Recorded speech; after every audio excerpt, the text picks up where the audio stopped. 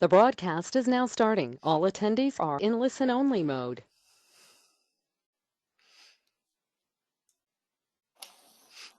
Good afternoon, this is Sophie from English Australia. Thank you for attending this afternoon's webinar about formative feedback. The presenter for today's webinar is Simon Cosgriff, and he's the senior teacher at Curtin English, Curtin University in Perth. Simon's had a long interest in formative feedback since he participated in the English Australia Action Research Program in 2013, where he researched the role of formative feedback. His current areas of interest are learning-oriented assessment, syllabus design, and teacher development, especially reflective practice. Thank you so much for coming in and doing today's webinar, Simon. Okay, thank you, Sophie. Good afternoon to everyone. I'm here in Perth, and I'm glad to say that the picture you can see is what the weather's like. It's a lovely day here. So, as Sophie mentioned, in 2013, I was in the Action Research and ALICOS program. I have put the reference at the end, but a lot of that was devoted to oral assessments. But most of what I'll be talking about today, while it may relate to oral assessments, is also for written assessments as well. Okay, so basically today I want to focus on a few things. The first thing, I'll just go back, just have a look at some of the issues that we have with feedback. These are just some of the issues that I've identified. I'm quite sure that you as teachers will also have other issues that you have noted. We'll then move on and look at, what's the difference between evaluative feedback as opposed to formative feedback. And there's a reference to a very good article which I will include later about that. Then to see how we can actually take a classroom approach with formative feedback, make it part of our lessons, and that leads into I'll be suggesting some different ways that we can engage the learner in not only assessments, but also classroom-based tasks. From there, some other techniques for delivering effective feedback. And finally, before that, we'll look at this sort of term that we often see a lot, and that is peer editing. So when I was on the Action Research program, I read an article by David Carless, and this quote sort of stuck out at me. Formative feedback is often ineffective because its position in the syllabus does not allow for meaningful opportunities for learners to engage in the feedback process by understanding and responding to it. And I found it was really valid because that was what I was noting, and I'll talk about some of those in a moment. But the key words for me were meaningful opportunities. So giving learners the chance to actually be involved in the feedback process.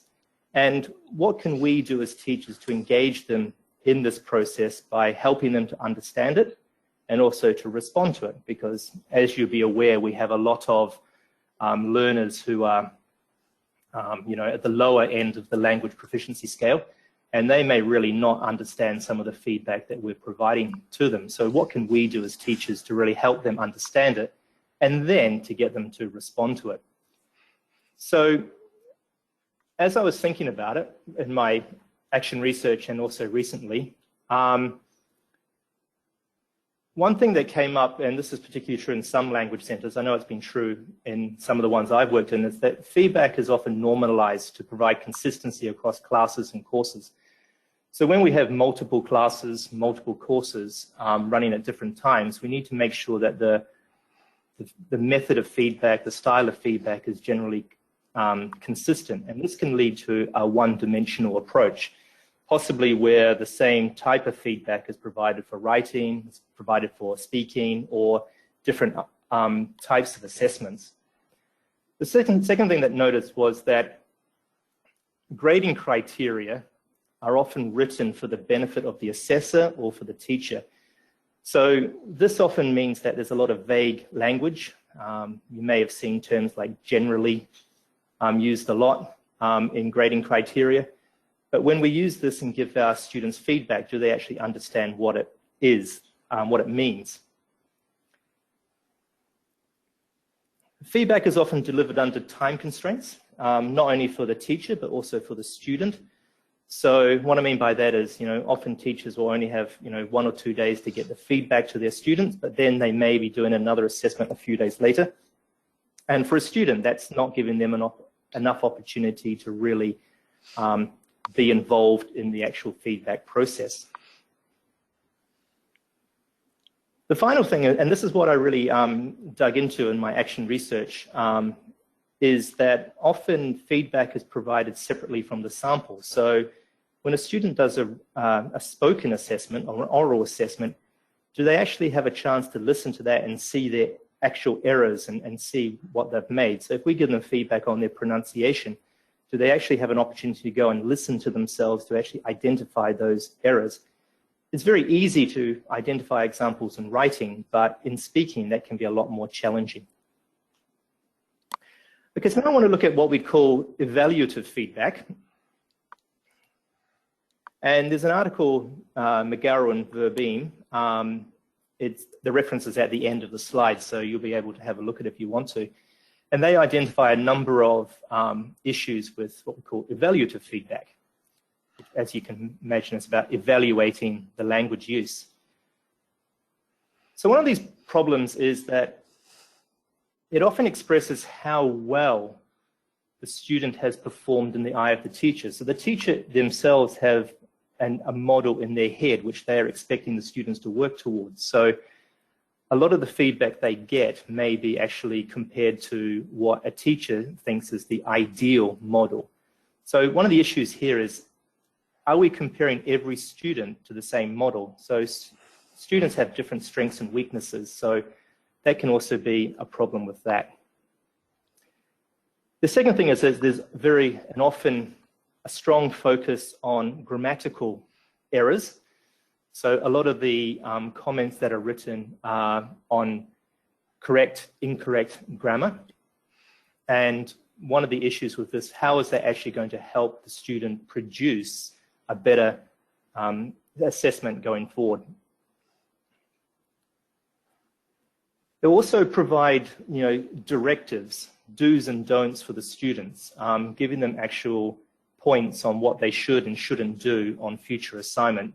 This might also be confusing for the students because they just feel like that they just have to follow what they're being told to do, not really encouraging them to make those decisions for themselves. The final sort of aspect of evaluative feedback is that basically there's an assumption that whatever feedback we provide will lead to an improved performance on that assessment, if it's like a draft, or in future assessments if they are going to do some in the future.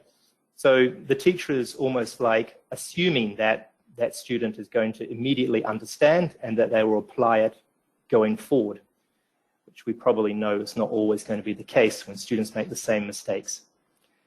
So they contrast this with formative feedback, which is what we're looking at today. And formative feedback, on the other hand, is basically more of an inquiring stance, which basically asking questions to the student to get them to think about the language which they have produced. And as a result, hopefully getting them to think more deeply, which will then make them make improved decisions in the future. The other aspect is that it's focusing on the needs of the student. So as we said before, with evaluative feedback, it may be based on what the teacher sees as a particular model, but formative feedback gives us the opportunity to focus on the actual needs of the student. So in a writing, for example, lower level student, one student might have a big problem with spelling, another student may have another error, maybe with sentence structure. So it does allow the teacher to target and focus in on those particular needs of the student.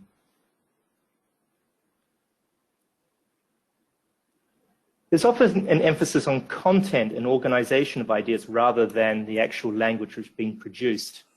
I I'm a little bit unaware of many of your contexts, but in mine, working at a university, we have students who are going on to do bachelor degrees, masters, or PhDs. And for them, content and organization of ideas is a really important aspect of their writing, probably more so than the language. So it gives us a chance to really ask them some questions to get them involved in more critical thinking and help them to develop their ideas.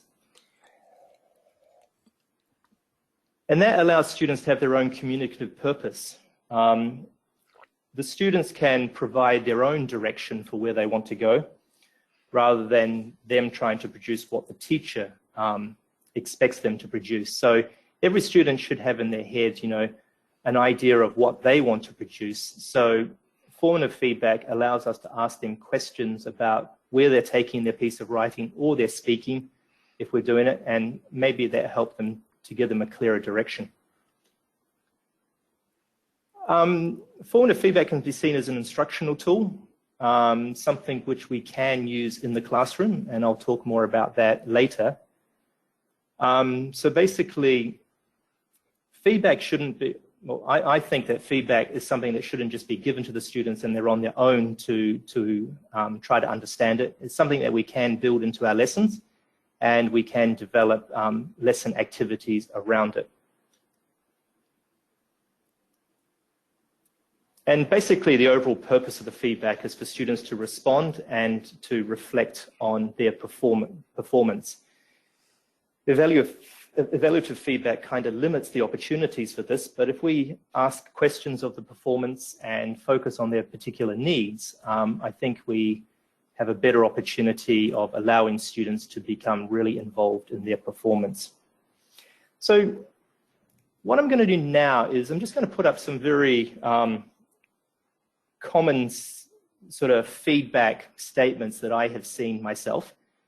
And just to yourself, just consider whether or not you think the comments is evaluative in nature or formative in nature. When I've done this session before, we've had a discussion about it. It's going to be a little bit difficult for us to do. But for each one, just think about why it might be evaluative and why it might be formative.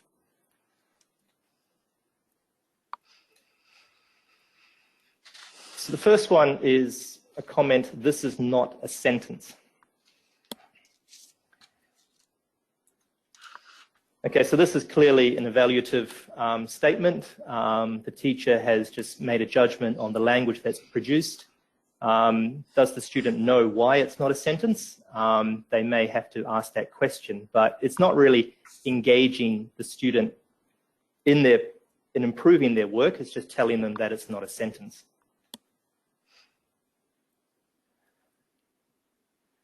This is an interesting point, but unclear. What can you add here to make your point clear to the reader?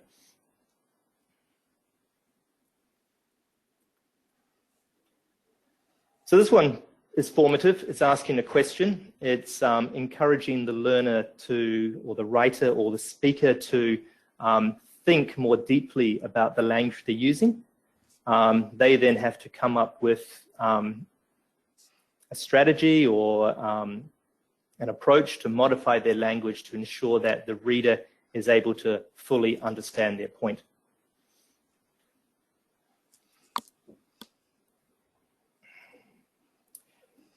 Use this essay will. Evaluative, because obviously the teacher or the marker in this case has made a judgment that that is the language that they expect the student to use. They have decided that that's the appropriate language, but I myself have seen this in situations when there's been nothing wrong with the sentence, but the teacher has corrected it because that is the language which they expect to be used. So what evidence from the source text can you use to support this?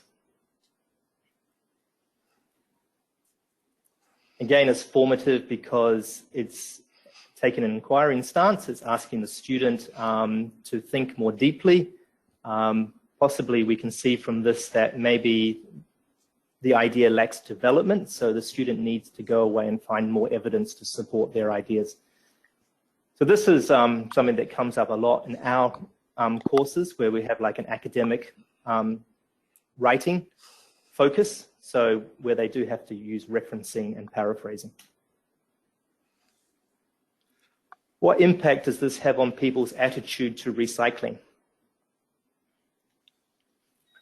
Okay, this one's formative. Again, it's again asking a question. It's getting the student to think more about the content of their writing.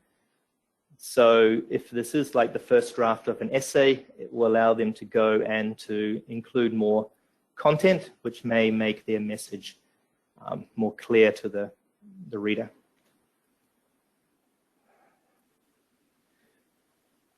Your paragraph lacks development.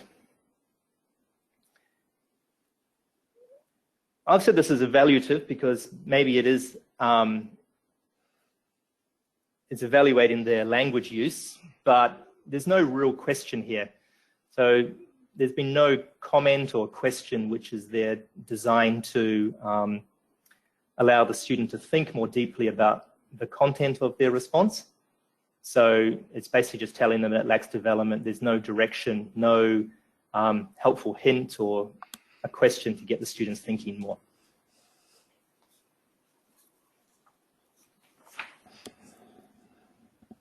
Okay, so based on this, how can we take a classroom approach? Okay, so as I said earlier, formative feedback can be seen as an instructional tool. We can build it into our lessons. We can design activities in the class which will help students to understand their feedback, maybe understand the grading criteria. I think it's really important that when we are using feedback, it is part of the classroom. It's not something that they're just given at the end of the class, but it is really built into our lessons. I think we need to consider our role as a teacher, not as an assessor. So what I mean by this is you're their teachers, your job to help the students to get the best possible grade. So we should be putting activities in place or giving them feedback which will allow them to perform to the best of their abilities. Linked to the first point, but basically classroom activities which will help students to better understand the feedback process.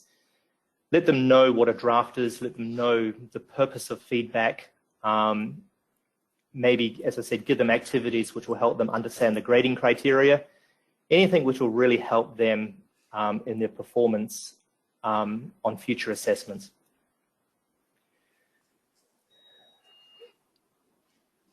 Now we can embrace what we already have.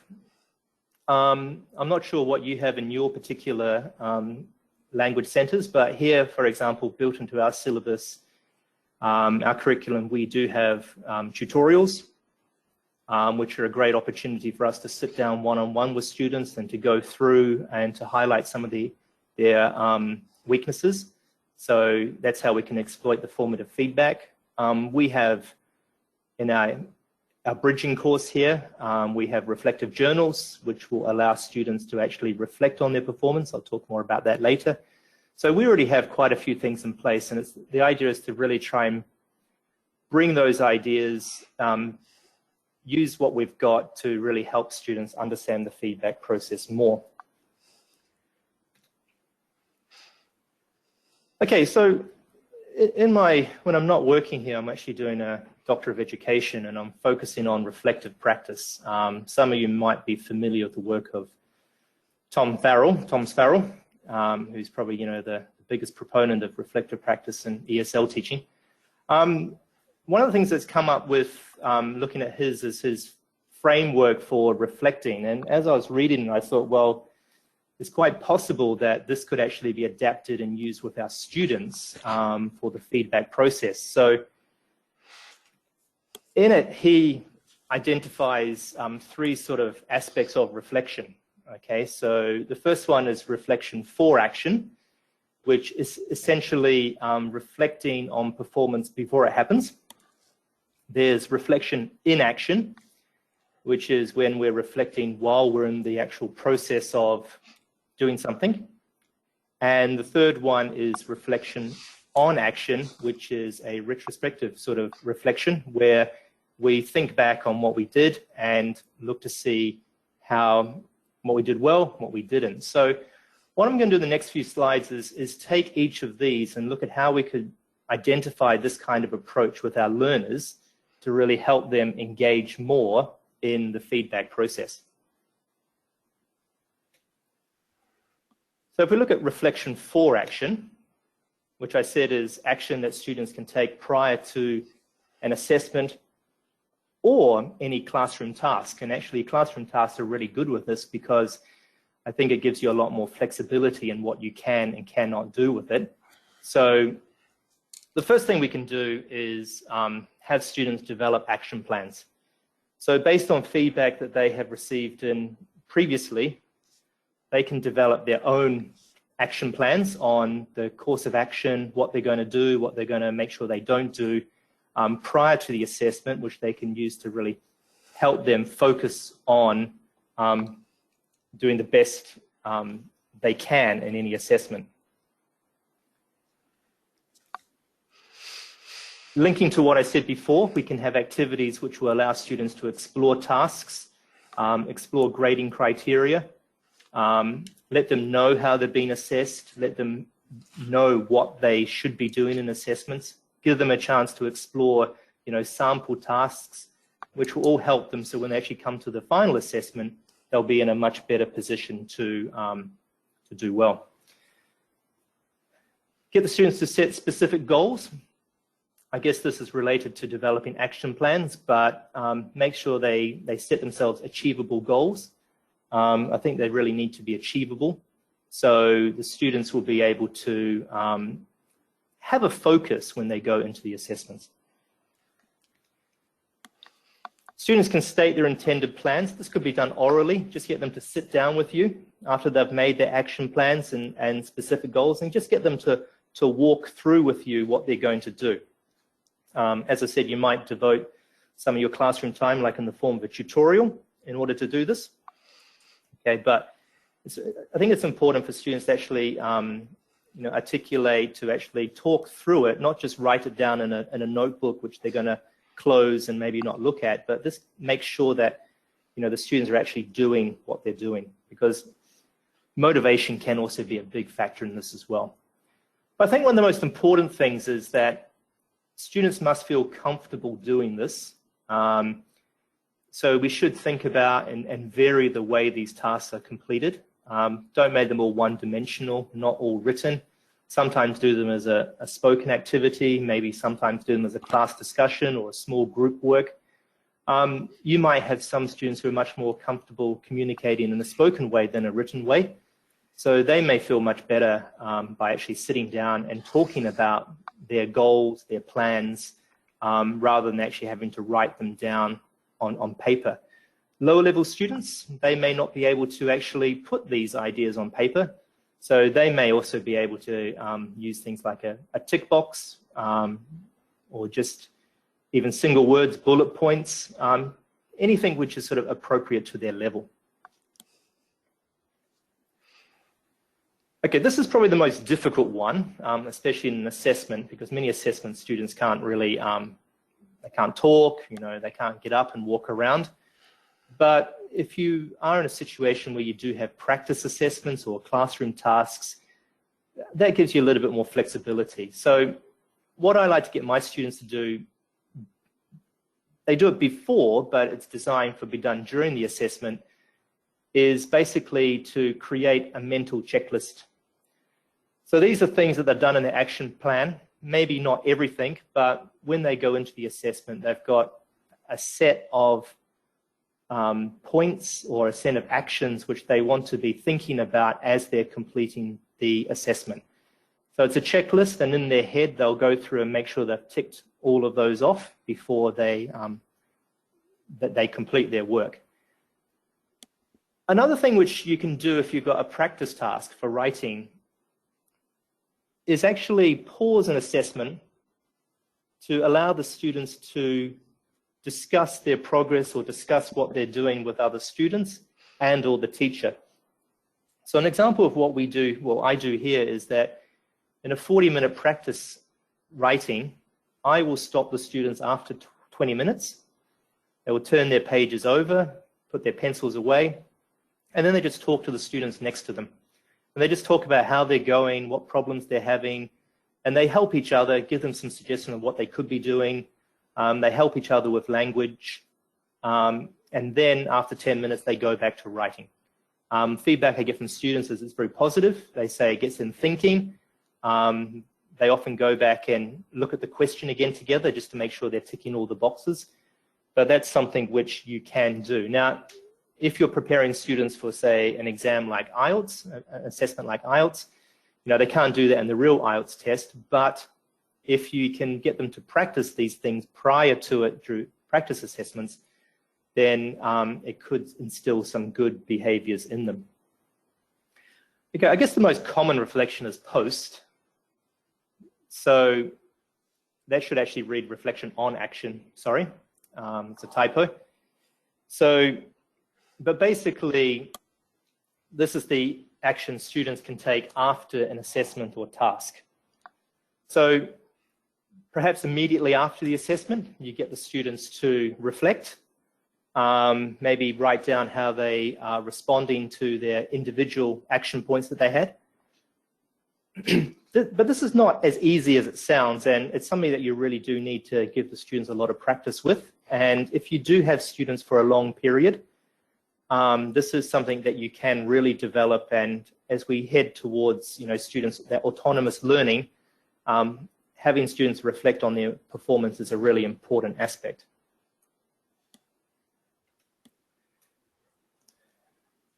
Have students view their assessment. This is if it's a spoken assessment, maybe video it, get them to watch it later, get them to highlight their own strengths and weaknesses, and just getting them to have a look at their assessment, get them a sense of how they've performed, because I think when students take an assessment, they're quite nervous. A lot of it becomes a blur at the end of it. So actually having the opportunity to go back and watch themselves perform gives them, a greater insight into what they've been doing. And I think if you read the article I wrote as part of the action research, I do focus on that quite a lot in that. So you can look at that. As before, like in the while, but have the students discuss their performance with other students and the teacher. Just put them into groups of 3 or 4, just get them to discuss. Have a focus group, get the students to just talk about what went well, what didn't go well, how they might do things differently. It's just a matter of actually providing the students with the opportunity to do this, because if we just let them leave the classroom immediately, then there's a danger that there will be no reflection because they're going to go out the classroom on their own.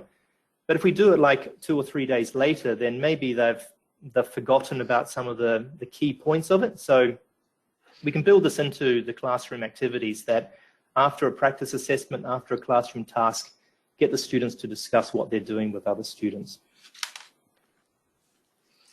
And naturally, it's a cycle. So after this, get students to revise their action points. There might be other points that they themselves need to add. Extra things came up in that. Okay, so now, just moving on. It's quite difficult just talking to a screen here. But we're going to move on and just look at some other alternative ways of once again, we need students to feel comfortable in the way they're doing these. So some people may want to do it in a written format. Some students may feel more comfortable in a spoken manner. Okay, so what are some alternative ways for delivering feedback? So written feedback is not the only way. And I'm sure you agree as teachers, written feedback can also be the most time-consuming way. So what can we do? Okay, one is just to deliver the feedback orally. Sometimes it's much easier to, express students' strengths or weaknesses orally rather than trying to put it on paper. Students sometimes respond to that. I know when I did my action research, that was one of the elements I added, and the students actually felt that that was actually a lot more beneficial than just receiving it in a written form. I think if we go back to the problems of feedback, sometimes written feedback is just a record of feedback, and it needs to be done to just to kind of just to show that feedback has been provided and to provide a written record of it. But oral feedback may actually be a more effective way. Another way is to just, as you are reading through a paper, just use your phone for a voice recorder. Just record the feedback as you go. Maybe put line numbers on the paper. You know, for example, just say, okay, I'm reading what you're in line 4. I'm not clear what point you're making here. And just as you read through, just give the student like a spoken commentary of your feelings of the paper. Maybe asking them questions. That can also be another way to deliver feedback. Have the students respond to your feedback orally by creating a recording. One of the teachers here, who's also just recently been on the action research, he's using I think it's called Flipgrid, where he's actually asking the students to actually have a video. They video their response to him. So it sort of becomes like a video dialogue between the teacher and the student. Other students can't see it, only the teacher, but that's an opportunity, another way for the students to respond to the feedback is talking about the feedback. It's also evidence that the student themselves have actually read the feedback. You know, if you give it in a written form, sometimes it just finds its way into the student's book or folder and is not really explored in a lot of detail. And finally, this is another thing I did in my action research, is actually delay the feedback. So even though I'd finished my feedback, I wasn't going to give it to the student until they themselves had provided a reflection. Some students got their feedback earlier because they were able to get their reflection done. But basically then the student has an opportunity to look at what they thought of their performance and then compare it to the feedback. So making that comparison. And I think over time, you'll get it to a situation where the students, their reflection will more closely match the feedback they're receiving as they get more feedback. Okay, now, finally, we see this word peer editing a lot. I was very surprised when I did my action research because when I worked overseas, the students actually weren't very receptive to peer editing because they felt that any of their language that's corrected, that should come from the teacher. They kind of didn't trust their students, other students doing it. But if we take approach of more like peer feedback rather than editing, because editing kind of has like an evaluative kind of sense to it. So if we sort of look at it peer feedback, I think it sort of opens up the scope for it in a little bit more detail. So one of the things of overcoming the problems of peer editing is don't allow correction of language, okay? So that's an evaluation of language, and it also gets the students thinking too narrowly. They're focusing on language. They're not thinking about it from a sort of a holistic point of view, not focusing on the content, not focusing on the overall message. They're just sort of really focused on grammar mistakes. So sort of like if you are going to get any students to give feedback on another person's paper, limit the evaluation of language. As I said, have a focus more on the content and organization. If students themselves are writing the same task, they themselves may have their own ideas about ideas that could be included. So get them to give feedback on the content. Did they understand it? Were points clear or unclear? I think it's also important to ensure that there's positive feedback as well as areas for improvement. How is the whole piece of writing organized? These are all things which students do have the ability to provide really valuable feedback on. Possibly have students provide targeted questions. So let the students decide what they want feedback on. This is also part of the reflection process. Let's take an essay, for example. They have the first draft. After they've done that, there might be some aspects which they're not entirely happy with. So they may write those down as questions, which they would then give to their peer, who would then give them feedback on that. And that can also be something that you as a teacher can do as well, is that if there is an assessment, you can actually ask the students themselves to really give you a focus for what they want feedback on. And that goes back to the point about focusing on the individual needs of the learner. So let the students decide what they're getting feedback on rather than you deciding what they need feedback on, because I think that will also have the students lead the students to be a lot more receptive to the feedback that they're getting. And the last one is create a discussion group or an online community. If you do have students for an extended period of time, it doesn't have to be in the same class. It could be students in different classes, but get them to come together regularly. They might do it online. They might have, a WhatsApp group or some other form of communication, but as a group, they regularly get together and just discuss their performance. Very similar to how teachers might reflect with other teachers on how they're going as a teacher. Try to get students involved in that by getting together, talking about their performance, talking about what problems they're having, and really get them to work together. And that can be part of the feedback process, peer feedback, because they might be able to then give each other copies of their own paper out of class, which they may then be able to get feedback. And that's just ways of engaging the learner. Okay, I think that a lot of what I've talked about probably isn't new to a lot of people. It's just ideas that I've noticed. I've done this PD a couple of times, one internally here and one is PD West, which we have here in Perth. It's our professional development day. So I'll just go back to Sophie and just wonder if there are any questions that people have. Great, thanks, Simon. If you do have any questions or comments for Simon, can you type them into the question box, please? I'll try to answer them.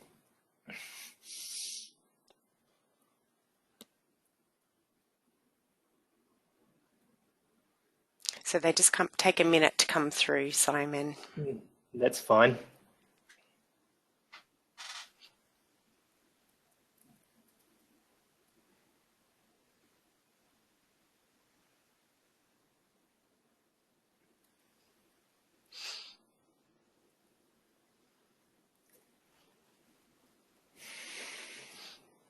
You might have been so clear that no one has any questions for you.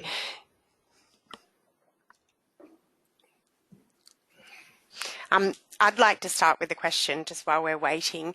Have you used the discussion group or the online community before with a group of yours? No, one of the reasons I haven't done it here is because I don't really get the students for a longer enough period of time. Yep. One of the assessments that we are doing at the moment in our bridging course is actually requires the students to work outside of the classroom together.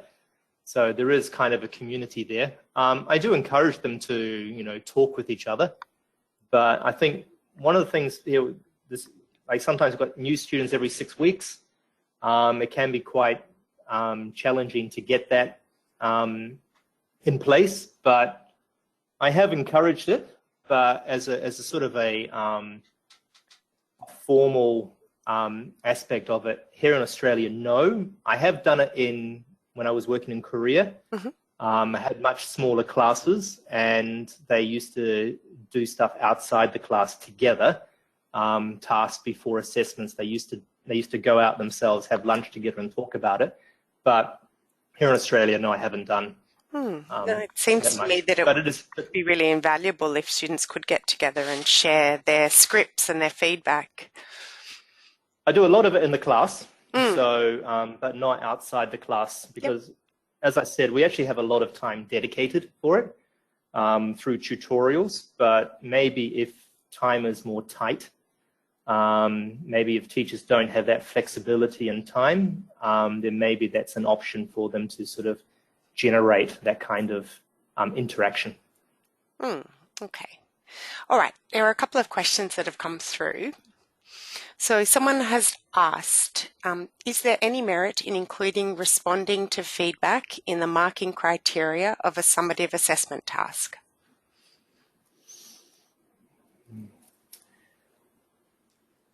It's a good question. I think there is.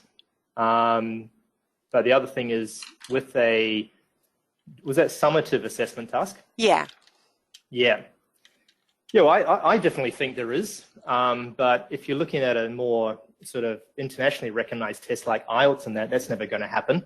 But there is, I guess, the scope. If you have other sort of assessments. So, for example, in our case here, one of the things they need is a reflective journal that they have to complete. So that's one of the elements that they can include is responding to the feedback that they have received. Personally,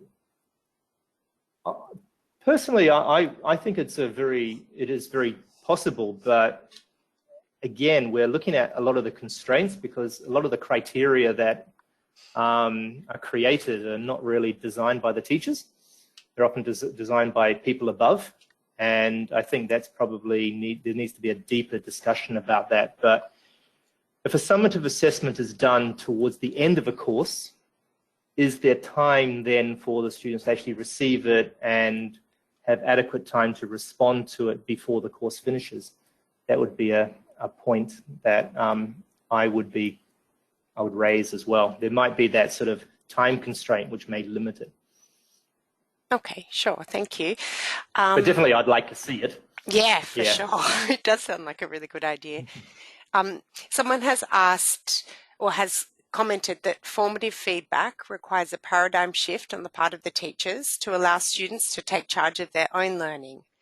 How have your colleagues responded to this approach? It's a very sort of detailed question. Yeah, well, I think in all of our actual assessments, we do have a lot of formative feedback, and there is a lot of practice assessments and mock assessments and take-home assessments that we do. But I think generally here, a lot of teachers are very receptive to it. I'm not sure if as many of my colleagues here have taken the idea of reflection as far as maybe I have. But I definitely think that a lot of my colleagues here are looking at the idea of a more of an interactive engagement with the learner,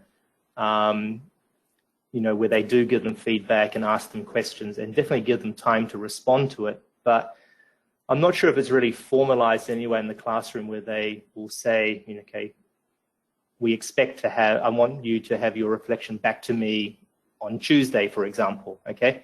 But we do talk to the students. As I said, we have tutorials where that does give the opportunity for us to open that dialogue and talk to the students. But I really think it's more the individual teacher and how much they really want to implement this into the class. But you're right, it does take a really a change in focus for some teachers, because some of the ideas I've put here may not be possible in individual contexts. They're just some ideas that might be explored. Okay, great. Someone has a question about correction codes. Do you use correction codes when marking written tasks? Is this evaluative? Would you just use formative questions instead? Yes, we do have correction codes, but we also do need to make comments on the paper with regard to other criteria, such as content, organization. We generally only correction code a limited amount of the text. So, for example, just finished one where it might be 5 or 6 pages, but we only correction code 2 pages of text. But we do have to write comments on the remaining paper related to the content, the structure, the organization. And that's where the more sort of formative questions come in. Have used them, yep. And we actually we do use them. It is a requirement here. And I think the students do want to get some feedback on their language, but I guess we're using a combination of that evaluative nature of using correction codes, but also that formative one where we do write sort of questions for the learner on the paper or even on the feedback sheet. And we also do have, in some of our courses, a tutorial where we will go through an assessment with them. Yep. Okay. So that allows us to have that discussion with them. Mm. Short answer is yes, we do use them. Sure. And there's one last question. Can you suggest strategies for teachers to deliver feedback in small groups so that all group members are engaged?